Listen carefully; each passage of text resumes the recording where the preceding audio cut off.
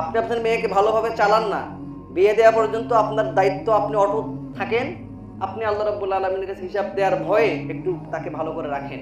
বিয়ে দেওয়ার পরে যখন আপনার মেয়েটা অন্যের ঘরে চলে যাবে, তখন ওই দায়িত্ব দেখবেন আপনার জামাই। সে যদি তাকে খারাপ পথে নিয়ে যায়, তার হিসাব সে দিবে। আপনি বেঁচে যান না কেন? পৃথিবীতে আমরা এমন ভাবে চলি, নিজে বাঁচলে বাপের নামে একটা কথা আছে না? এত ভাবে চলি, এমন একটা কথা বললাম যা স্বার্থপর হয়ে গেলাম। অনেক জায়গায় মানুষ কাজে নাম দেয়, আমি দিলাম না, বেঁচে গেলাম।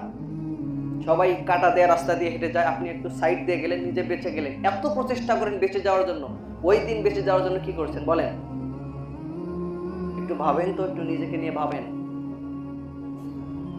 আপনাদের বেশিরভাগ জনের বয়স এখানে, সামনে তো অনেক মুরব্বী আছে, 60-70 বছর হয়ে গেছেন অনেকের, ম্যাক্সিমামের 45 থেকে 50 বছর। এই 50 বছরেই যে মসজিদে আসলেন আর গেলেন, বাড়িতে কি নিয়ে গেলেন? স্ত্রীকে কি বুঝাইলেন বলেন তো? স্ত্রী আজ পর্যন্ত পর্দা করলো না, আপনি কি পর্দার বিধানটাই বুঝাইতে পারলেন না? আপনার মেয়েটা এত বড় হয়ে গেল, ছোট মেয়ে বলতে বলতে আপনার মেয়েটা অনেক বড় হয়ে গেছে, আজও সে ছোট থাকে কিভাবে বলেন? সে সম্পর্কের দিক থেকে ছোট, কিন্তু বয়সের দিক থেকে কি ছোট?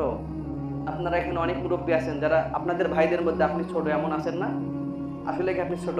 আপনার তো দাড়ি পেকে গেছে, আপনি তো কয়েকদিন পরে আল্লাহ আপনাকে নিয়ে যাবে হঠাৎ করে, তাই না? আপনি আপনাদের সম্পর্কের দিক থেকে ছোট, কিন্তু আপনি কি আসলেই ছোট? আপনার মেয়েকে ছোট বলতে বলতে সে তো আজ অনেক বড় হয়ে গেল, সে কেন আজও পর্দা করলো না?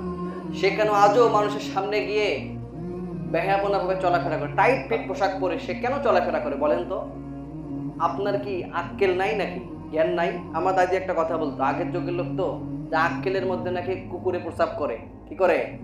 যে তোর আক্কেলের মধ্যে কুকুরে প্রস্রাব করছে নাকি? তো আপনারও আক্কেলের মধ্যে কি কুকুরে প্রস্রাব করছে নাকি বলেন? আপনার মেয়ে বেপরদায় করে, আপনার স্ত্রী বেপরদায় করে, এটা তো আছেই। আবার গ্রামে কি হয়, ভাবির সাথে আমার একটা সম্পর্ক, মানে ভাবিকে হাত দিয়ে টেনে ধরে বসায়, এমন আছে না? আছে না নাই? ভাবির সাথে কি ওই হাত দিয়ে টেনে ধরে বসা কি জায়েজ আছে?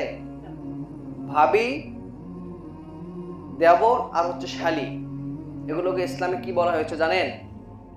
এগুলো আগুনের থেকে কঠিন জিনিস, আগুনের থেকে মৃত্যু বলা হয়েছে। মৃত্যু যেমন কঠিন, এই শালি এবং ভাবি হচ্ছে কঠিন, দেবর হচ্ছে কঠিন জিনিস। তো আমরা কি করি, ভাবিকে নিয়ে বসাই, ভাবি আর টেনে ধরে ইয়েতে নিয়ে যায়।